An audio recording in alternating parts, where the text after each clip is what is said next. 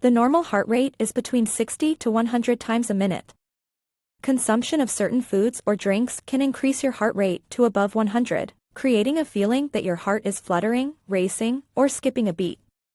Now, if this rarely happens, then it's likely nothing to worry about, but if you've got a history of heart problems or if you've been diagnosed with atrial arrhythmia or fibrillation, you should take it seriously. Why? That is because a single encounter with irregular heartbeats could potentially lead to complications like stroke or blood clots. Here is a list of supplements, drinks, and foods to avoid if you have heart palpitations. Alcohol, sodium, caffeine, tyramine, herbal supplements, and oversized portions.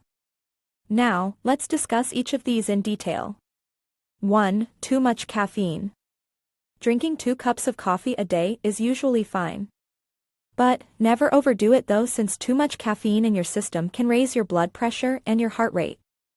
I also recommend avoiding energy drinks that contain mega doses of the stimulant in them. 2. Alcohol. Over time, heavy drinking damages the heart cells and causes additional heartbeats. The good news is that your heart may return to normal if you already quit drinking. If you're having a glass of wine with dinner as part of your daily meal routine and haven't noticed any palpitations, then it might be okay to continue. 3. Sodium. The average American household's intake of sodium is very high. That can raise your blood pressure really quickly and cause structural changes in your blood vessels, making you more likely to develop atrial fibrillation. Foods like soup, meats, and pizza contain high levels of sodium in them. 4. Tyramine. Tyramine is yet another amino acid that affects blood pressure. Common examples of foods containing tyramine include aged cheese like gorgonzola and parmesan, sauerkraut, soy sauce, and salami. 5. Herbal supplements. Most heart supplements contain stimulants or other ingredients that are unregulated by the Food and Drug Administration. Some supplements may also have negative interactions with heart medications. We recommend discontinuing the use of any herbal supplements. 6. Oversized portions. The regular consumption of large meals may lead to heartburn, which can lead to atrial fibrillation. In general, it's better to eat smaller portions throughout the day rather than 3 big meals. If you are prone to heart palpitation before eating, during a meal, or after drinking or eating, there are some meals that you may want to avoid that can trigger palpitations, like 1. Chocolate. This yummy food contains high levels of sugar and caffeine and will cause heart palpitations if you eat too much. 2. Coffee.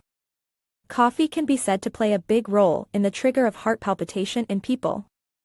Anything with an intense concentration of caffeine can have this same effect.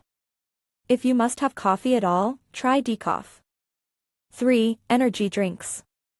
Energy drinks contain high traces of caffeine. Avoid these in favor of tea to help your heart.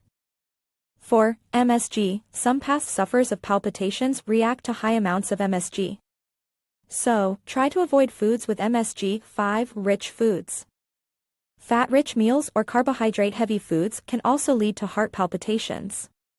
Eating more moderately can also help with lessening the impact. 6. Alcohol. It's either you cut down your consumption of alcohol or quit drinking. Drinking fewer than 2 glasses of alcohol, no more than 4 times a week, can help too. Other things to avoid. Decongestants, diet pills, and some supplements can also trigger your heady palpitations. So, be cautious when using these. 7. Fatigue and stress. Stress and fatigue can be factors as well, so ensure you take the time to exercise, unwind, and rest. Try cutting these things out of your life. You could decrease your heart palpitations. We all have different triggers. To keep track of which triggers affect you, keep a diary of responses. Eating heart-healthy food can help prevent atrial fibrillation, high blood pressure, high cholesterol, and diabetes. A heart-healthy diet might not fully prevent atrial fibrillation, but it can help reduce your risk. Was this helpful to you at all? Like, share, and subscribe to our channel.